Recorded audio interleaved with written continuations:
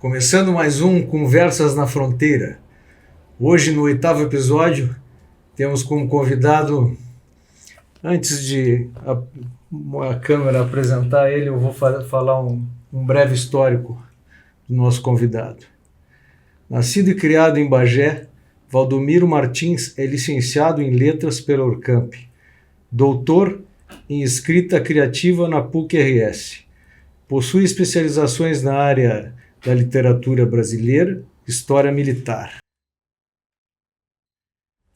Além disso, concluiu... Não, essa parte eu acho que é a parte que o meu tema de casa estava errado. Fala para nós aqui, como é que é, Valdomiro? Ciências da Religião e Ensino de Filosofia. São dois cursos de especialização diferentes. E tu é servidor público também. Sim. Professor não é mais. Não. Vamos falar um pouco agora, eu vou apresentar e depois na entrevista a gente fala um pouco dos teus livros. Livro de contos Guerrilha e Solidão 2008, O Colecionador de Fada 2015,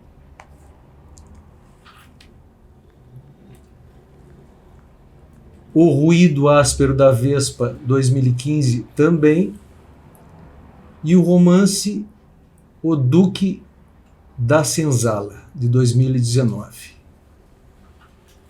Já tem algumas obras, não é? Algumas. E tu me falou antes da gente começar a entrevista que com 1 ano de idade tu rodaste um pouco por cidades do Rio Grande do Sul. Sim. Como é que foi isso?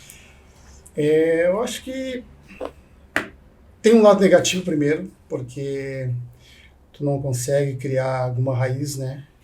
Porque geralmente as pessoas que não saem de certos lugares, elas criam raiz com amizades, né? Criam uma certa história.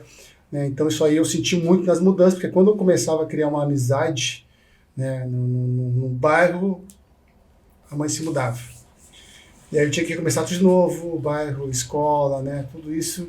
E eu, como eu era, ainda sou um pouco, mas era mais tímido, né, então chegar no meio do ano no colégio. Mas por outro lado, eu tive uma experiência muito boa de conhecer regiões diferentes, uma cultura diferente das cidades.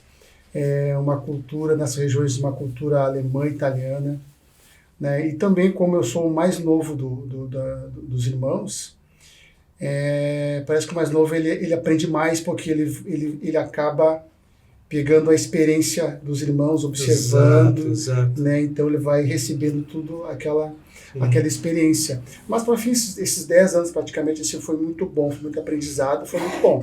O lado ruim foi que quando eu voltei para Bagé, né, eu não tinha aquela mesma, digamos, aquela mesma amizade, né, que uns já tinham desde pequeno, 5, 6 anos em escola, né. Então isso aí foi, mas aí com o tempo foi se ajeitando. E também antes de começar a entrevista, tu me falou da paixão por cinema e por causa da paixão por cinema, tu foste para a literatura. Como é que foi isso? Ah, sim. Me lembro que o Assis Brasil, ele falou uma vez que ele abandonou a orquestra, né, que ele era a orquestra da OSPA, porque ele sabia que nunca ia poder ser regente. E aí se dedicou à literatura, porque ali ele era o regente da obra dele. Então, por exemplo, assim, o livro para mim é a mesma coisa. A gente sabe que literatura no Brasil é algo que dificilmente vai ter lucro. Escritores comuns, convencionais, como eu acredito que seja assim, que não sejam medalhões como ligados à política ou algo desse gênero, vão mais ter prejuízo financeiro do que realmente, né, a não ser que tenha prêmios, mas é muito difícil. Então, o meu incentivo é essa espécie de brincadeira, né, dessa imagem que eu estou criando um filme, né, e o qual eu sou o diretor desse filme, né, então a literatura traz isso para mim. Então, quando eu escrevo, né, eu estou escrevendo uma história como se eu escrevesse o meu próprio filme. Tu tem como temática dos teus livros também o lado do negro no Brasil, aqui no Rio Grande do Sul. Como é que é isso? Como definiu Ricardo Reis, né? Ele definiu uma vez no livro dele, Introdução à Literatura, que o escritor ele tem tem alguns compromissos básicos que começa a escrever. Ele vê a literatura como missão, como compromisso, alguns como diversão. Né? Então essa parte que eu vejo como compromisso, porque quando eu comecei a me enveredar na literatura, né, digamos assim, pensar em escrever, né, escrever realmente algo sério, e isso me levou à Oficina Literária do Assis Brasil em Porto Alegre, que foi uma das minhas aventuras, né, viajar toda semana para Porto Alegre. Né, aí eu observei que na literatura gaúcha, os livros que tratavam sobre história da literatura gaúcha, resumo da literatura gaúcha, esses livros dessa parte que tratam sobre isso, não traziam nada sobre a literatura negra no Rio Grande do Sul. Por quê?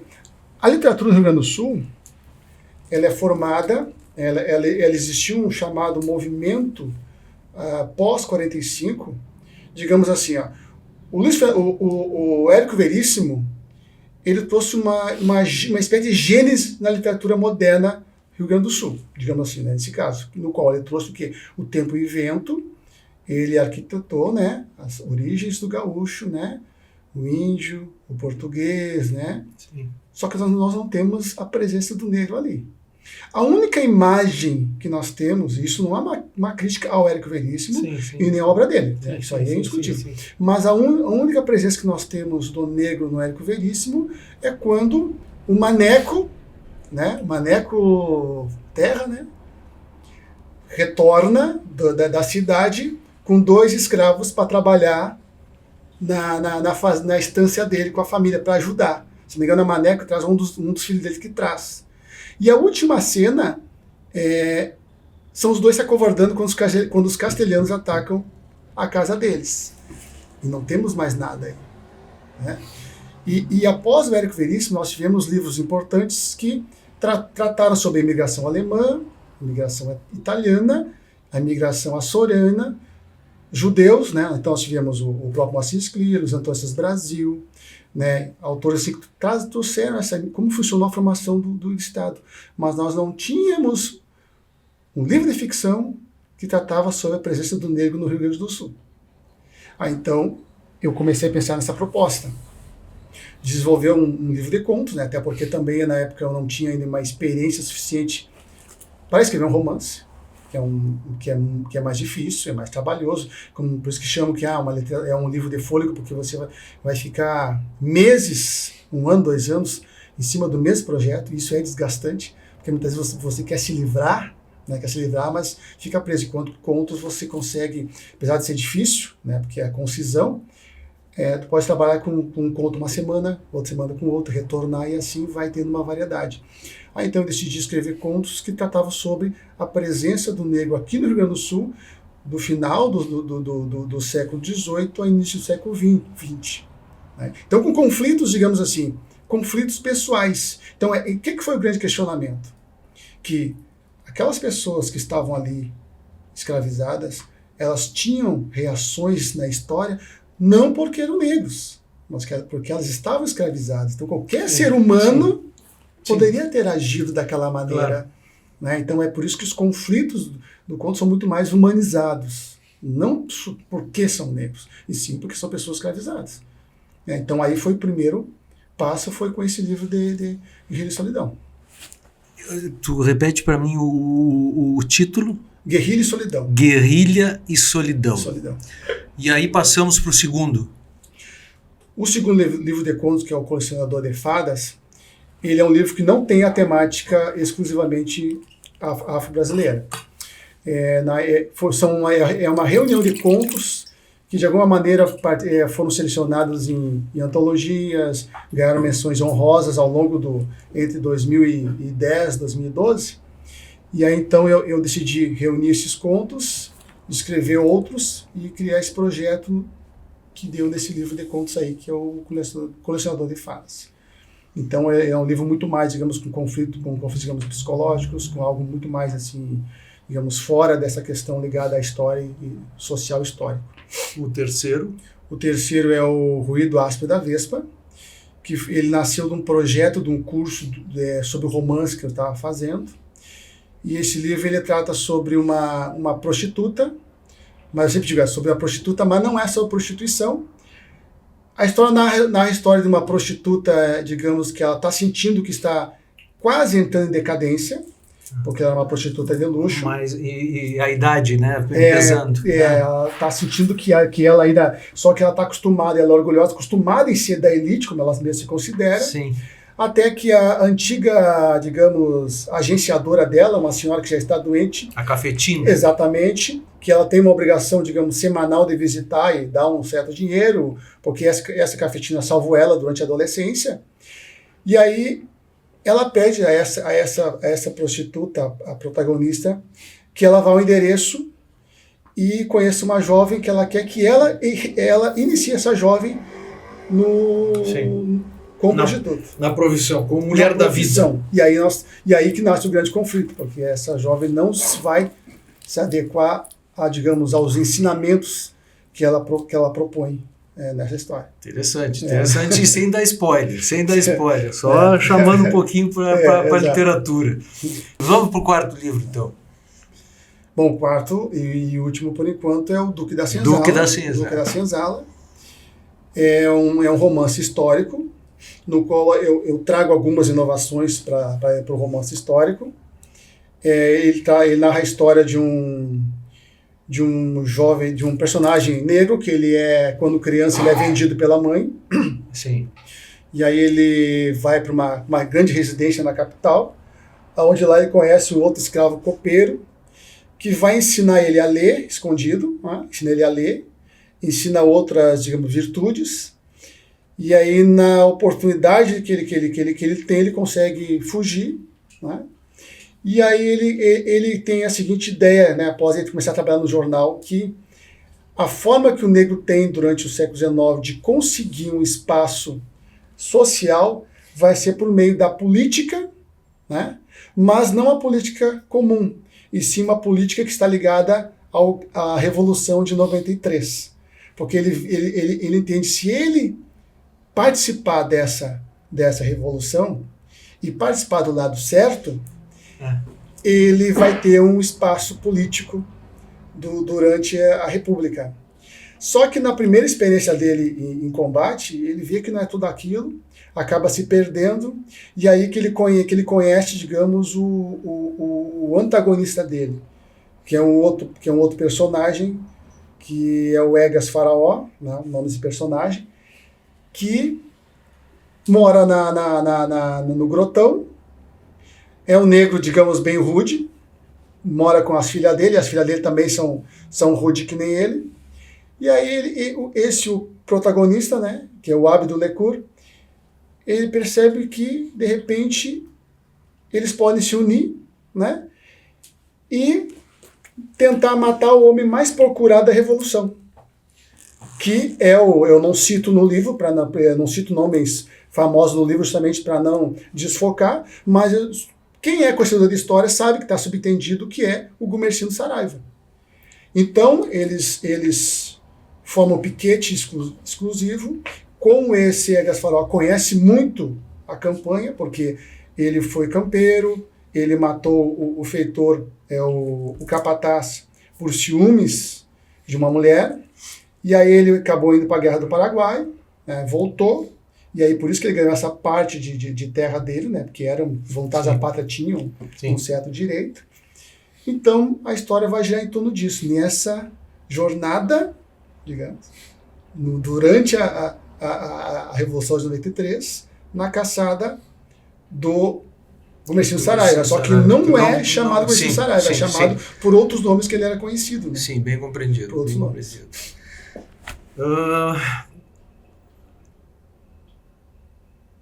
Eu acho que agora a gente voltando para o início da nossa entrevista, quando tu falaste que eu sou músico também, né? Eu componho músicas, e também a gente não ganha muito dinheiro compondo músicas, principalmente aqui no extremo sul do país, né? Mas eu acho que a gente planta coisas boas, e quando a gente planta coisas boas, mais cedo ou mais tarde, Valdomiro, a gente colhe esses louros. Valdomiro, quando me apresentaram para ti, que nós fomos naquele café, o Rodrigo, que já esteve aqui, o Rodrigo Tavares, que é escritor também, me falou que tu tinha uma predileção por filmes de faroeste. Me fala um pouco disso. Bom, eu desde criança sempre gostei de faroeste. Às vezes eu tentava esperar, não sei se tu lembra da época era Segunda Sem Lei, Terça Sem Lei, chegou uma época que... Era na Band, Segunda Sem Lei era na Bandeirantes. E passou para madrugada, né? Aí eu me lembro que dava o tralho ali, eu não conseguia olhar, e ficava até frustrado. E aí teve uma época que alguns filmes passavam no sábado à tarde, aí eu conseguia olhar. Era na Globo, sábado de tarde, exatamente. Aí passavam mais os filmes americanos, tipo John Wayne. Pois os filmes americanos, era só os americanos. Aí passava também algum do Trinity, mas não muito espaguete. Era mais do Trinity, porque... Exatamente. Não, os que se tornaram clássico hoje não passavam. Sim. Eles passavam mais mesmo os americanos. E preferencialmente quando era John Wayne, né? Exato. John Wayne eles passavam. Por exemplo, Rastro de Ódio nunca vi passar. Passava geralmente aqueles menos... Assisti Rastro de Ódio na sessão da tarde, mas no início da década de 80. Pois é. Eu não consegui assistir na televisão. Porque é uma temática forte até para a sessão da tarde, o Rastro de Ódio. Exato. Mas eu me lembro que... tem aquele preconceito contra o indígena. Então... Que eu me lembro da época ali, comecei a gostar, que eu gostava muito ali, os comancheiros, né? Comancheiros. Criança gosta disso aí, né? Os comancheiros, sim. Eu me lembro que tinha os profissionais, com o Lee Marvin. Esses filmes aí, né? Que eu olhava. Então, mas aí eu comecei sempre a gostar. Filme de guerra também eu gostava. Filme de guerra. Ainda gosto. E aí também comecei a gostar da música, né? Da trilha sonora. E são 3 coisas que eu gostaria de trabalhar, né? Se eu pudesse, assim, trabalhar, realmente me dedicar, que é literatura, música e cinema, né?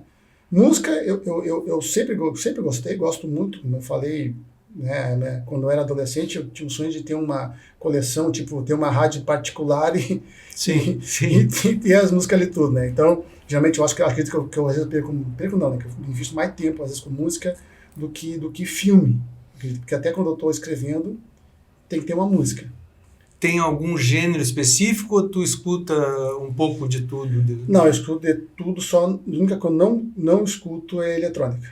Sim. Porque como eu gosto muito assim de apreciar, por exemplo, numa música, o som do baixo, o vocal, o violão, tudo, sim. Eu acredito que a eletrônica não me proporciona isso, apesar de ter alguma assim, mas não me proporciona muito isso. Enquanto que os outros gêneros conseguem, uma nativista consigo apreciar isso aí. E a própria poética também, né? A poética da letra em si ali eu aprecio muito, é por isso que é a única, mas vários gêneros, porque na verdade quando a música é para ser ruim não adianta, mas quando ela é bem trabalhada assim, então eu ouço várias vezes, eu aprecio realmente, né? Então quando eu estou escrevendo, dependendo também do que eu estou escrevendo, eu coloco até inclusive uma música que eu acredito que possa servir como trilha sonora. Sim, o ambiente, exatamente, né? Criar o ambiente. Sabe que é curioso porque tinha um escritor que fez grande sucesso, mesmo nadando contra a maré, porque ele era um escritor de contracultura, muito criticado, por sinal, porque ele tinha problema de alcoolismo sério, que era o Charles Bukowski. Uhum.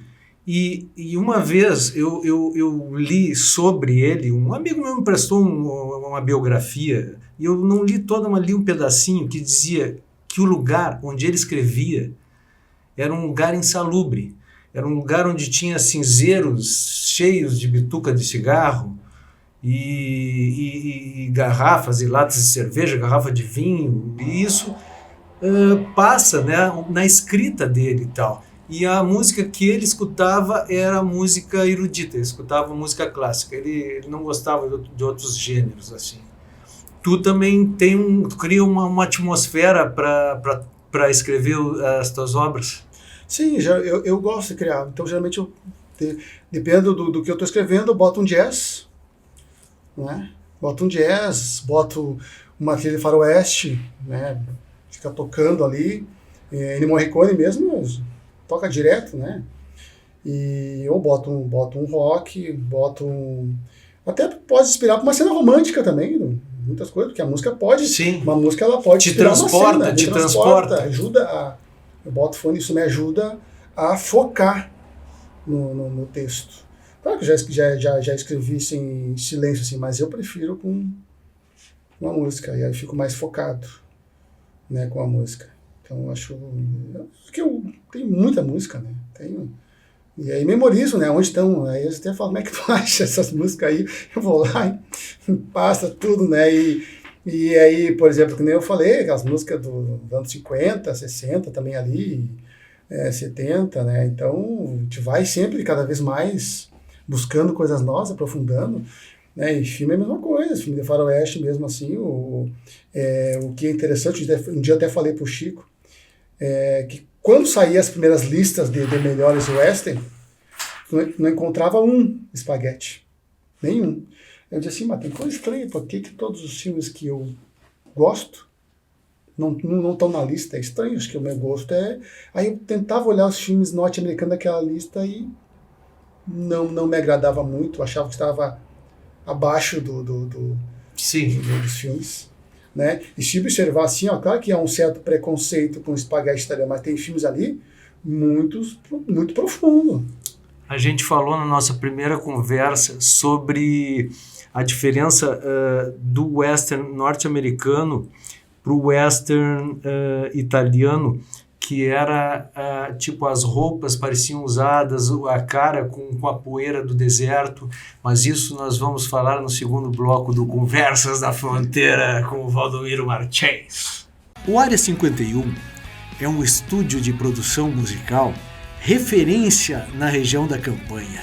Localizado em Bagé, o espaço conta com salas controladas e acusticamente tratadas, garantindo assim uma melhor qualidade de som. Oferecemos todos os serviços de áudio profissional, desde sua produção musical completa até a criação de jingles, spots comerciais e muito mais. Fuzz Marketing, branding que conecta, performance que converte. Atendemos as principais marcas da região da Campanha. Siga o Instagram, @FuzzMKT, e vamos dar um fuzz no seu negócio. São José Pesca Esportiva, pioneira na região, com um lago exclusivo para pesca esportiva. Conforto, natureza e atendimento de pesca esportiva guiada. Consulte disponibilidade e serviços pelo telefone 53 999 46 7061. Estância São José, uma referência na região.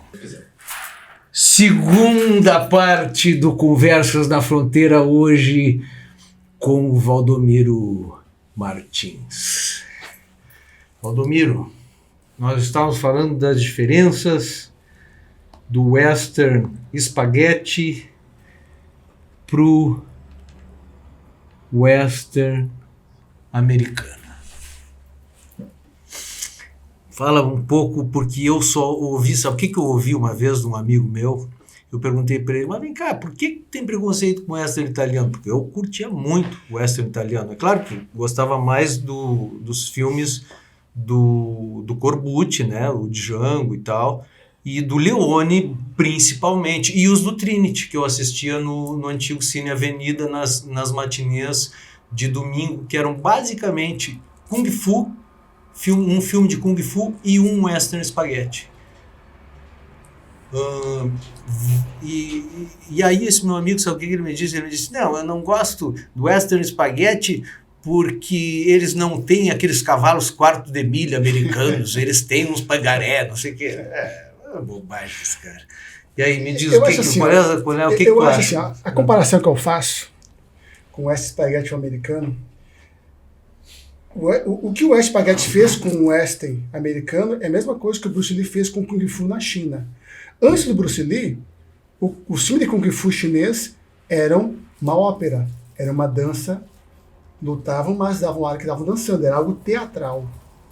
O Bruce Lee mudou isso, dando mais ação, mais carisma, né? E foi um marco divisório, tanto que vários outros copiaram aquele estilo, inclusive no próprio Estados Unidos. Jackie Chan? Exato. vários filmes dos anos 70 que depois Tarantino vai homenagear, né? O western foi a mesma coisa, porque se tu pegar aqueles western ali, digamos, anos 40, 50, né, início dos 60 ali, eles têm a mesma ideia, né? O rancheiro, né? Um pai de família, né? E são pessoas bem alinhadas, com, digamos, o herói, ele só tem uma formação moral, né? E tem o bandido. Não existe uma dualidade aí, não existe tipo um ser humano confuso com defeitos. O anti-herói. Não existe o anti-herói que o Leone trouxe. Não existe o anti-herói, né? E não existe o caçador de recompensa, né? Não existe. Então, é aquela coisa assim, e existe aquele tempo também ligado, preocupado mais com romance, com o fechamento com romance. Então, aquela coisa clássica. O espaguete não, o espaguete chegou chutando a porta, trazendo que tinha mais de sujo, realista, empolgante, crua. Uma coisa crua, empolgante e também cômica. Também. Né? Então, e circense, às vezes. Exatamente. Só que, como eu disse assim, também tem filmes com grande profundidade aí. Entendeu? Então, por exemplo, aquele filme que eu gosto muito, que é do Sergio Leone, que também é muito, digamos, as pessoas dizem que é um dos mais fracos dele, que é como é que é o nome? Quando Explode a Vingança? Exato. Eu acho sensacional aquele filme. O único defeito daquele filme, pra mim, que não é porque o ator era excelente, mas o papel do mexicano seria pro Eli Wallach, que fez o The Ugly, o feio, né? Sim. Mas o estúdio pediu que fosse o Rod Steiger, que era um grande ator, fez Napoleão, né? E tal. Ele tinha um Oscar também, né? Sim, exatamente. Oscar, exatamente. Justamente pelo Calor da Noite, né? Sim. Pelo Calor da Noite. Que ele é o policial junto com... Não sei se lembra do Calor da Noite, que é um policial negro e ele faz o papel do policial branco. Esse policial negro, que é o ator o ganhador do Oscar. Sidney Poitier? Exatamente. Ele vai para o interior, aonde houve um crime, né, na cidade interior racista. Sim. E aí esse ator, ele é o chefe de polícia. E aí os dois têm vários atrizes, coisa e tal, mas acabam tendo que trabalhar junto na investigação desse assassinato. Né? No Calor da Noite, ele ganhou o Oscar por essa atuação nesse filme. E ele consegue, de certo, o personagem do Rod Steiger era um pouco avesso ao Sidney Poitier, assim, pela cor da pele. Exatamente, assim. É um pouco racista, tudo, mas ele... E no final das contas, vamos dar um spoiler, o Sidney Poitier consegue convencer o Rod Steiger que ele estava sofrendo de um problema quase que mental, assim. Sim, mas o que acontece? Ele é um policial rude, mas ele não é... Ele tenta compreender, né, assim. E é porque toda a cidade é racista. A cidade do interior. Do sul dos Estados Unidos. Exatamente. E o Poitier é um delegado do centro dos Estados Unidos, né? Tipo assim, ele é um delegado, como assim, é um delegado e um policial federal. Então aí que entra a questão do conflito também, não só pela cor, mas pela questão de diligências, né? Tipo, eu estou na minha cidade, me mandaram um federal aqui, entendeu? Então... Vamos colocar um insert desse filme que se chama No Calor da Noite. Tu sabe que esse filme eu não lembro, não recordo de ter assistido. Eu sei da existência desse filme, mas eu não recordo de ter assistido. Mas voltando, então, para a nossa linha de pensamento do faroeste, então a gente estava falando do Quando Explode a Vingança, do Sergio Leone, que foi depois da trilogia dos dólares, se não me engano, que é o Por um Punhado de Dólares, Por um Punhado de Dólares a Mais e Três Homens em Conflito, que é o Bom, Mal e Feio, né? E aí veio aquele filme e não foi o Eli Wallach, mas tu estava me dizendo que tem uma curiosidade sobre esse filme o que tu visse no Quando Explode a Vingança? Ele é uma denúncia política, é uma denúncia. Sim, né? ele tem uma crítica social. Uma crítica social, a ideia utópica do comunismo, né? A ideia utópica do comunismo. Das pessoas... Tanto é que acontece que ali, por exemplo, o próprio James Carbon, né, o personagem dele... Sim, era irlandês, era do IRA. Exatamente. E lia um livro de comunismo ali, sobre a revolução, etc. Aí, ele começa a perceber realmente que os políticos ali arquitetam, têm as ideias, mas é o povo que morre fuzilado. Sim, sim. Tanto que a primeira cena desse filme, qual é? Dentro da carruagem, uma carruagem... Mas antes dela tem uma cena. Sim, a cena, ele urinando numas formigas. Exatamente, isso é uma alegoria. Exatamente. Sabe que isso de urinar nas formigas tem também no início, e o Sérgio Leone gostava muito do Sam Peckinpah, no Meu Ódio Será Tua Herança, Wild Bunch, que também tem um escorpião, e eles botam um escorpião no formigueiro e tal. Aquilo ali me lembrou, sabe o quê? Sincronicidade junguiana. A sincronicidade. Porque a sincronicidade fala exatamente disso. E se tu for ver aquela cena do Quando Explode a Vingança e aquela outra cena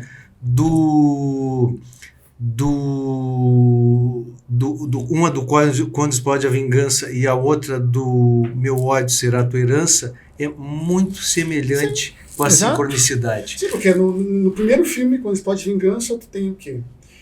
Ela demonstra o quê? Que as formigas, as pessoas comuns, no qual as pessoas estão lá em cima, estão mijando nelas. Os trabalhadores. Exatamente. Porque os revolucionários, quem tem de lado? Os soldados, grandes de representação dos ditadores, que vão massacrar todo mundo. E do lado do povo também, que manipula o povo, nós temos pessoas políticas que nunca vão sentir o que é realmente a revolução. Tanto que quando ele percebe que aquele líder político está delatando quem participou da revolução para ser fuzilado, não sei se lembra dessa cena. Mais ou menos, vai me falando. Pois é, aí o James Carville começa a perceber que realmente, para que revolução? Tanto é que depois se combina que vão embora para os Estados Unidos. Né? Só que sem querer eles pegam o trem aonde acaba sendo parado pelo exército mexicano. Né? E essa, quando Meu Ódio Será a Sua Herança, é quase a mesma coisa, existe uma ligação, porque ao invés de formigas, tu tem escorpiões e formigas brigando. Exato. E as crianças se divertiam. E depois bota fogo em tudo, e é uma coisa, vou matar todo mundo. E aí que está a sincronicidade, porque ao mesmo tempo que as crianças estão botando fogo no escorpião, está acontecendo o tiroteio e o assalto na cidade. Exatamente, ao mesmo tempo. Exatamente isso. Exatamente isso. E claro, essa quando é Meu Ódio Será a Sua Herança, tem muitas outras interessantes, até a questão da decadência do pistoleiro, né? Aqueles últimos pistoleiros já velhos, resistindo, né? Assim como outro filme também que eu gosto muito, que é o próprio Meu Nome é Ninguém. Meu Nome é Ninguém é sensacional. Muito sensacional. Né? Dizem até que mas é aquela fofoca que a gente não sabe o que é verdade e o que é mentira, mas tu deve ter escutado, que seria um filme que o Sérgio Leone tinha colocado a mão na direção, mas a direção foi para um outro diretor que tinha trabalhado com o Sérgio Leone, e o Sérgio Leone não queria mais fazer western, porque o western era considerado um gênero, digamos que B, assim, ele já estava fazendo o Era Uma Vez na América.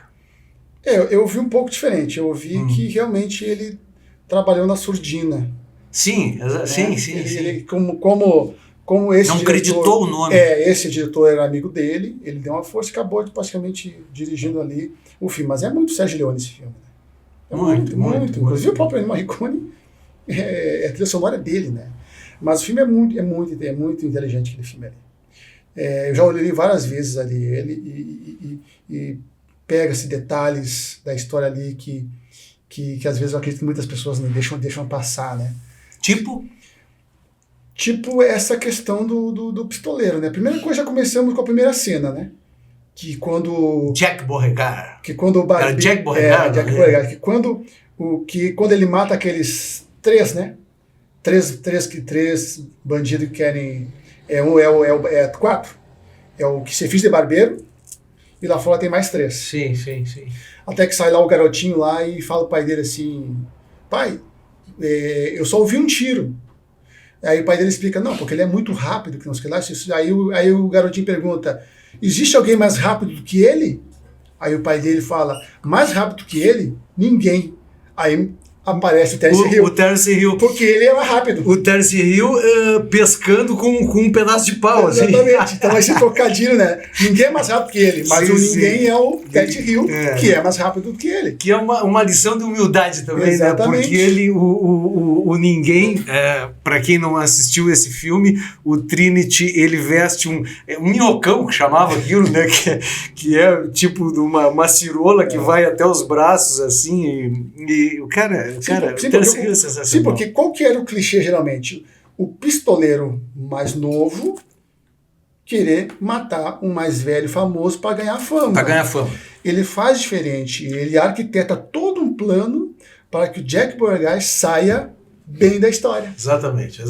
Então isso aí é muito interessante arquitetado. Isso aí dá para ver desde o início, assim, que ele arquitetou isso aí. Então foi um filme inteligente. É de comédia, mas é um filme muito inteligente. E outro detalhe daquele filme é que o Terence Hill tinha, não sei se era sacada do Terence Hill, do diretor, que no cartaz o Terence Hill, eu não recordo se é no Meu Nome Ninguém, mas eu acho que é. Ele colocava a sela do cavalo nas costas e parecia umas asas de anjo. No Meu Nome Ninguém. Como se ele fosse um anjo protetor do pistoleiro, para o pistoleiro ter uma certa redenção. E ele anda, depois ele de não tudo, tem cavalo, por isso. Não. Depois que ele vai pegar aquele cavalo na aposta que ele faz. Por isso que ele anda com aquela nas costas ali, aí ele consegue o cavalo. Mas é essa aí mesmo, a foto clássica. E outra cena clássica desse filme é comendo feijão com uma colher de madeira e tal. Não, e para essa cena aí, ele ficou um tempão sem comer, né? Não sabia? Sim, foi. Porque ele ficou um tempo sem comer realmente, para ele poder fazer a cena e comer com vontade realmente, com fome. Atores raiz. Exatamente, é por isso que ele está aí. Então, com vontade mesmo. Ele ficou um tempão com fome, justamente para... Não, esse filme é muito bom, eu gosto dele, tenho um carinho por ele, esse filme sempre... Eu gosto muito também. A cena que mais me impactou no Meu Nome é Ninguém é a cena dos pistoleiros vindo no horizonte. Ah, sim. O Will Butt, né? A gangue selvagem ali. Exato. Não, a Horda Selvagem. A Horda Selvagem.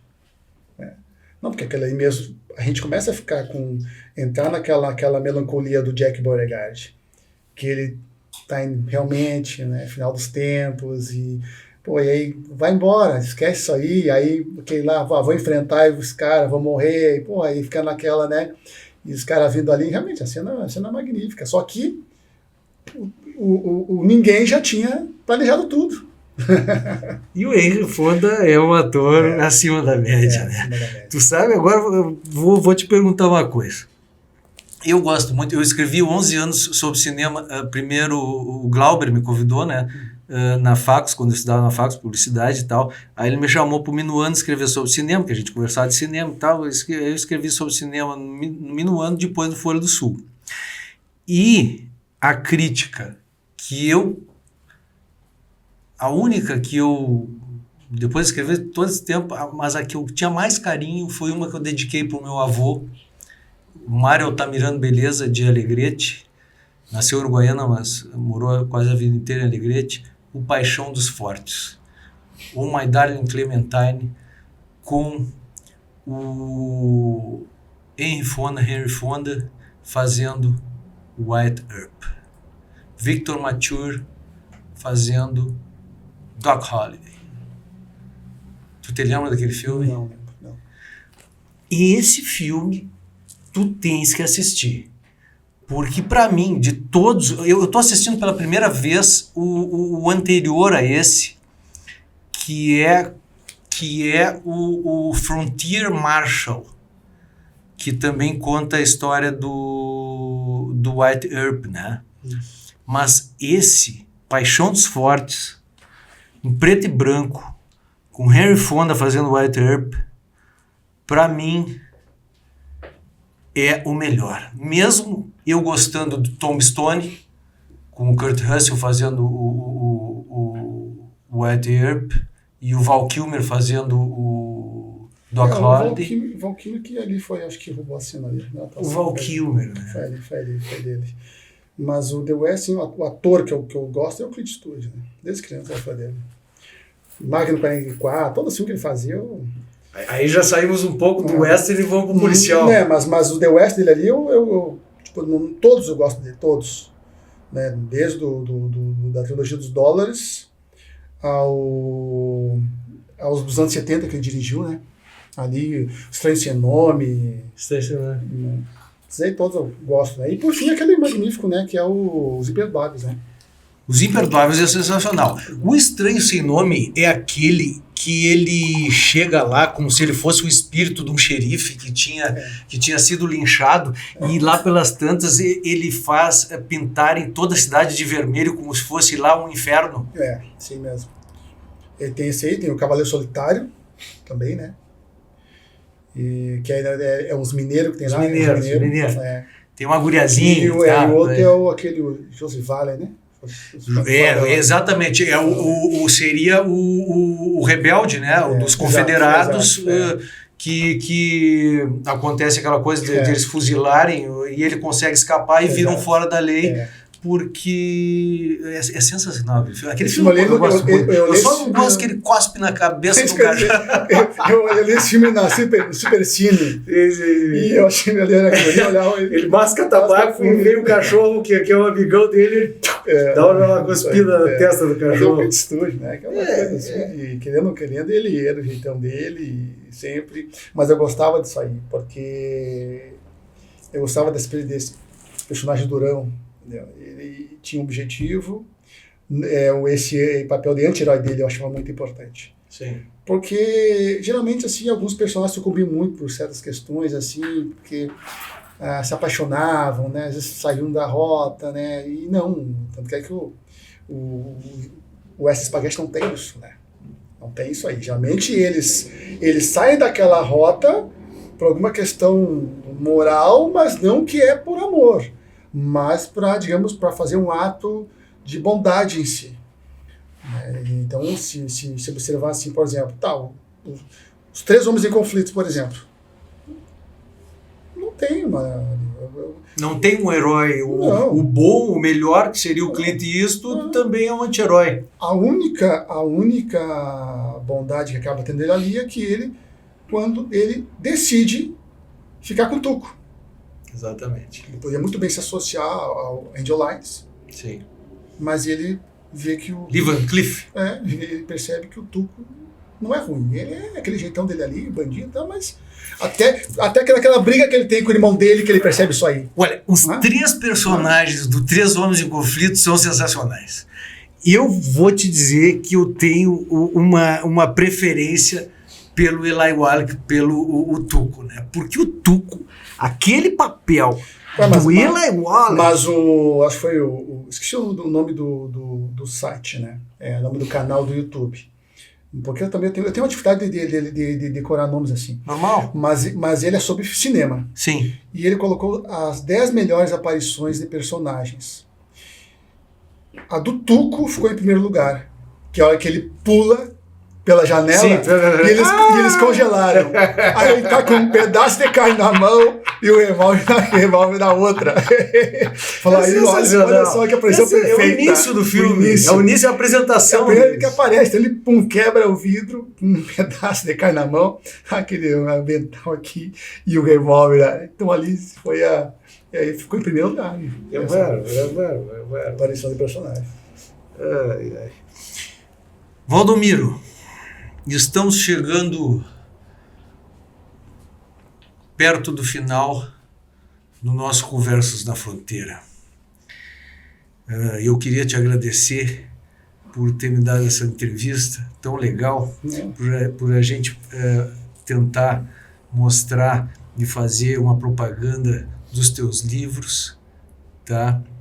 E agora, pro final, eu te deixo livre, sem entrevistador, para falar o que tu bem entenderes. Bom, primeiro eu agradeço, né? Agradeço essa oportunidade e uma ótima oportunidade de conversar sobre literatura, cinema, né? Música. estar num ambiente aqui onde vieram pessoas muito importantes, não só pela amizade, mas pessoas também que têm um nível de conhecimento intelectual. Eles falam mesmo de ti. Em relação à história, do cinema, conhecimento sobre Bagé, né? O próprio Vladimir, aquelas histórias dele no teatro, as aventuras dele aí. Então nós temos, assim como o próprio Chico assim percebeu, nós temos pessoas muito importantes aqui e só não estão no cenário nacional porque está aqui em Bagé e as pessoas ainda têm essas certo não, né, do interior, inclusive as pessoas de Bagé. Santo de casa não faz milagre. Exatamente, entendeu? Então, por exemplo, que nem eu digo, às vezes tu consegue ter convites e ter, digamos assim, pessoas que gostam do trabalho de fora do que a própria cidade, é uma coisa curiosa, né? Por quê? Porque eles também subestimam. Eles não acreditam na capacidade, né, das pessoas. Tu sabe que o Rodrigo falou uma coisa interessante que acontece, é que depois que tu é aclamado fora da tua cidade natal, aí a tua cidade natal resolve colocar algum holofote sobre a cabeça do autor, do escritor, do músico. Mas não é todo mundo que é assim, não.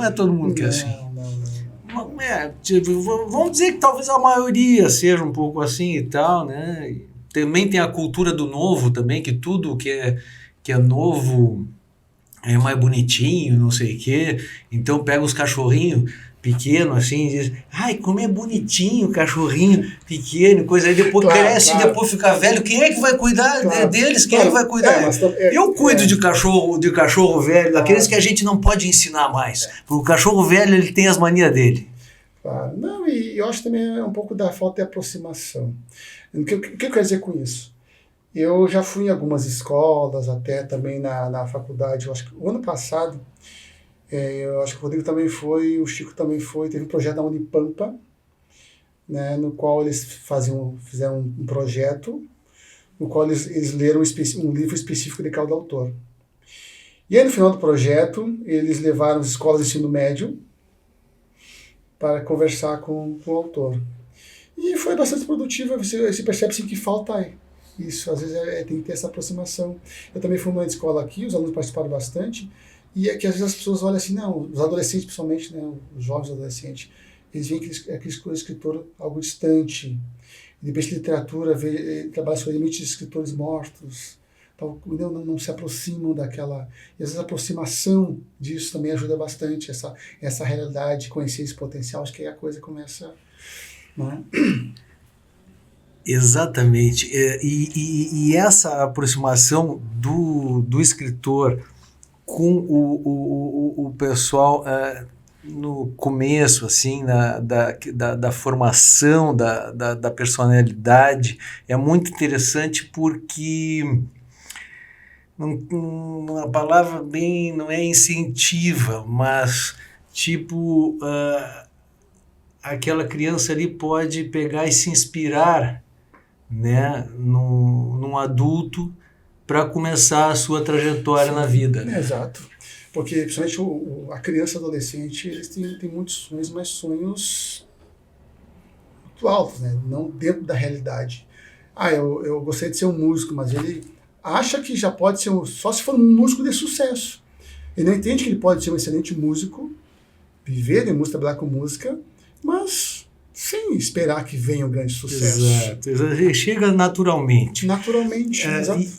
Isso que tu falou, sabe, eu falei com uma amiga minha semana passada, que tem uma animação, acho que é da Pixar, que é o Carros, que tem aquele Relâmpago McQueen.